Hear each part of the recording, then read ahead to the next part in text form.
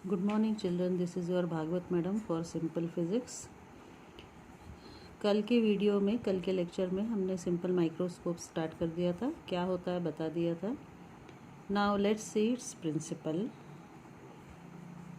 इसका working principle इस fact पर बेस्ड है कि जब किसी ऑब्जेक्ट को किसी कॉन्वेक्स लेंस के ऑप्टिकल सेंटर और फोकस के बीच में रखा जाता है तो उसकी एक मैग्नीफाइड, इरेक्ट और वर्चुअल इमेज ऑब्जेक्ट की तरफ ही फॉर्म होती है। So the working principle is when an object is kept between optical center and focus of a convex lens, then its magnified, erect and virtual image is formed on the same side of the object and it looks in a magnified form. So इस principle पर simple microscope का working based है। तो let us see its working and ray diagram। अब देखिए इसका working और रे डायग्राम। रे डायग्राम का मतलब ये इस तरह का जो डायग्राम होता है वो कहलाता है रे डायग्राम, क्योंकि ये डायग्राम हम लाइट रेज के फॉर्म में रिप्रेजेंट करते हैं, इसलिए ये रे डायग्राम कहलाता है।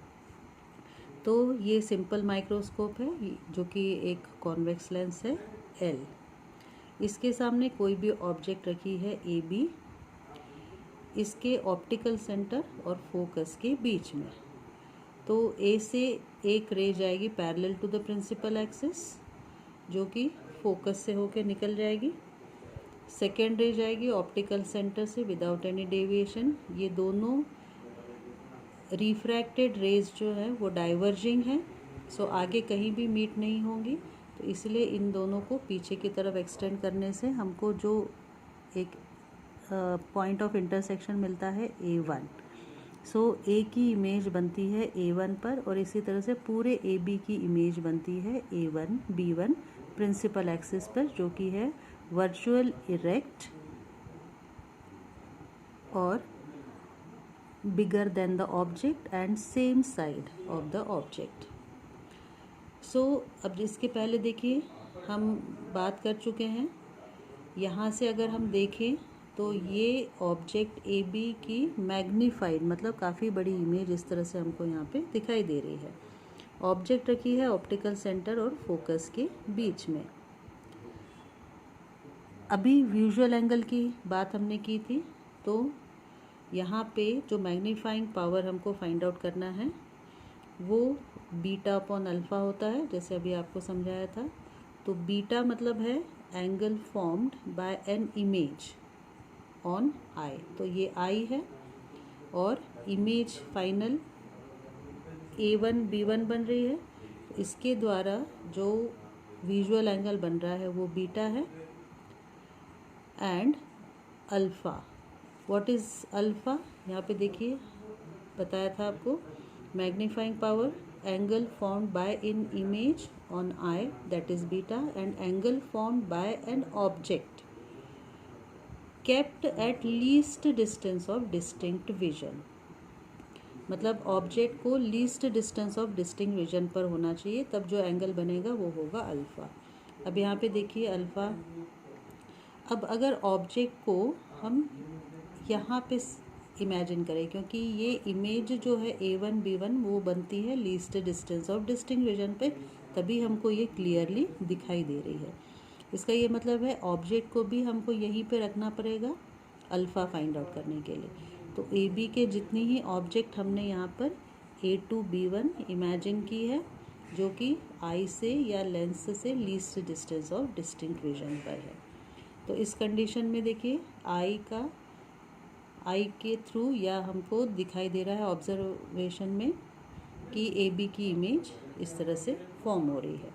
अब ये देखिए सेकेंड इमेज किस तरह से है। अगर ये ऑब्जेक्ट ए बी को फोकस पे रख दिया जाए तो क्या होगा, दोनों रेस डाइवर्जिंग, इस तरह से डाइवर्जिंग ना हो के पैरेलल हो जाएंगी और हमको कोई भी इमेज दिखाई नहीं देगी, क्योंकि ये दोनों रेस पैरेलल ही निकल जाएंगे। जैसे देखिए डायग्राम में समझ में आ रहा है। तो पैरेलल निकल जाएंगी तो कोई भी इमेज दिखाई नहीं देगी, बस ये इमेजिनेशन रहता है कि ये इमेज आगे कहीं पे इन्फिनिटी पर बन रही है। सो इस तरह से हमको मैग्नीफाइंग पावर, जैसे मैंने आपको बताया था, 2 कंडीशन में फाइंड आउट करनी है। First, when the final image is formed at the least distance of distinct vision, and second, when the final image is formed at infinity. So let's start the formula for magnifying power for simple microscope. So m equal to, देखिए जैसे अभी हमने पढ़ा था, beta upon alpha होता है। अब beta और अल्फ़ा बहुत स्मॉल हैं, तो इसीलिए beta can be nearly written as 10 beta and alpha can be written as 10 alpha. So small होने की वजह से इस तरह से हम लिख सकते हैं। अब जो लास्ट में आपने फिगर ड्रॉ किया था उसके हिसाब से 10 अल्फ़ा और 10 बीटा क्या होंगे, देखिए 10 अल्फ़ा, यहाँ पे देखते हैं 10 अल्फ़ा इक्वल टू हो जाएगा A2B1 डिवाइडेड बाय OB1। अब A2B1 को हम AB लिख सकते हैं क्योंकि इसी ऑब्जेक्ट को हमने यहाँ पे सपोज किया है, इमेजिन किया है। सो 10 अल्फ़ा हो गया AB अपॉन OB1, मतलब AB upon D, capital D। उसी तरह से 10 बीटा देखिए ये हो जाएगा A1B1 डिवाइडेड बाय OB1। सो ये ध्यान में रखेंगे, 10 अल्फ़ा हो गया AB अपॉन कैपिटल D और 10 बीटा हो गया A1B1 अपॉन OB1। अब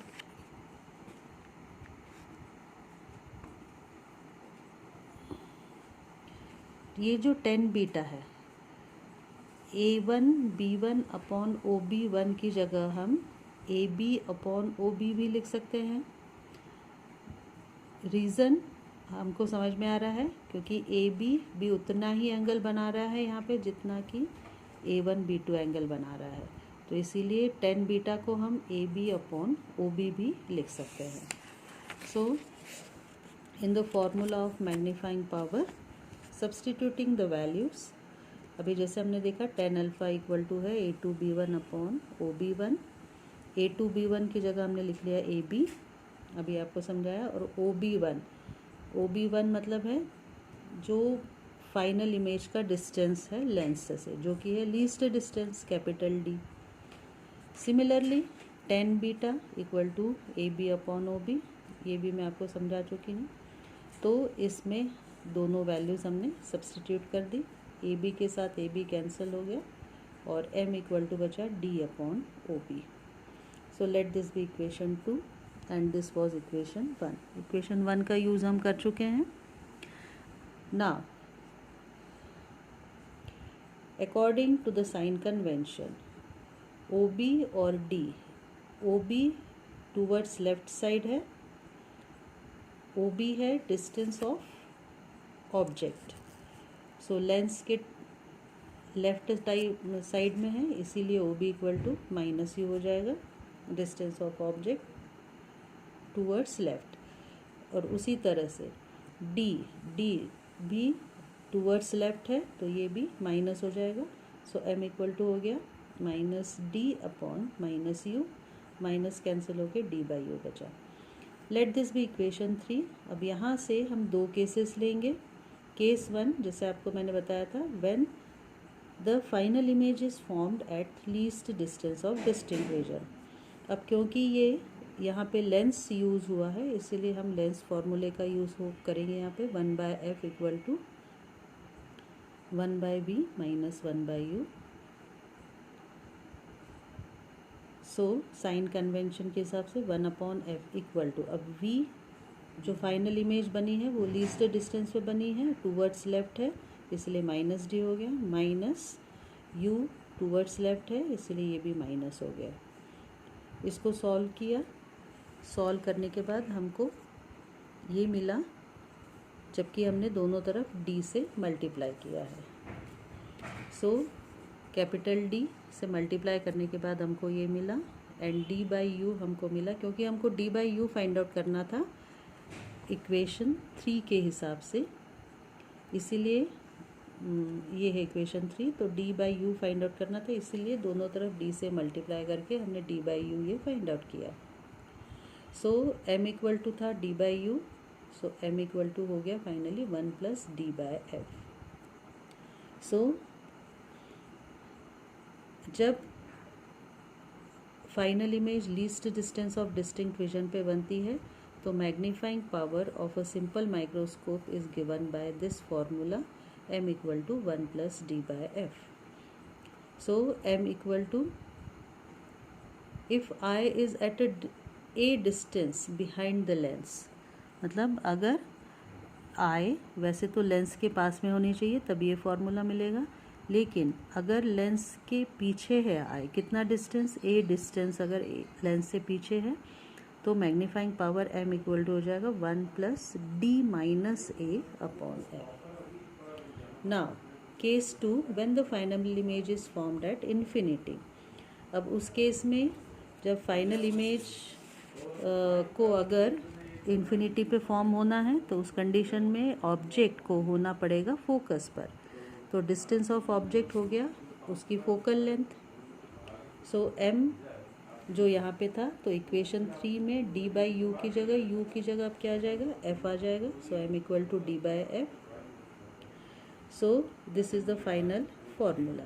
लेकिन अगर I लेंस से सटी ना हो, लेंस के बिल्कुल पास में ना हो और a distance behind the lens हो, so this formula will become m equal to d minus a upon f। So this is the magnifying formula या magnification for a simple microscope when the final image is formed at least distance of distinct vision.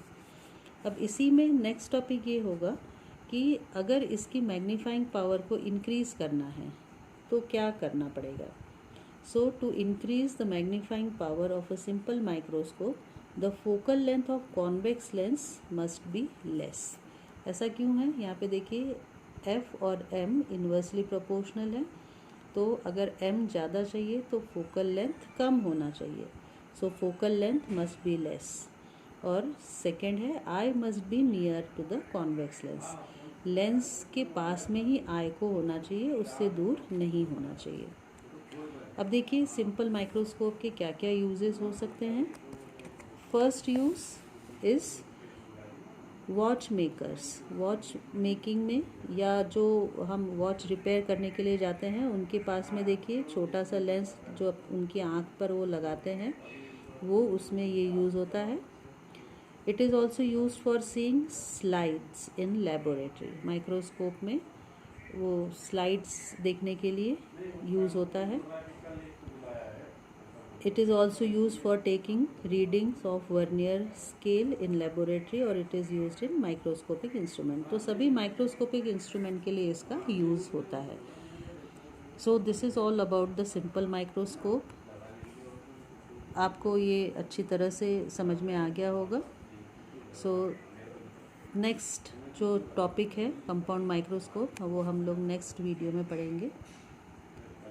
So that's all for today. Good day and goodbye.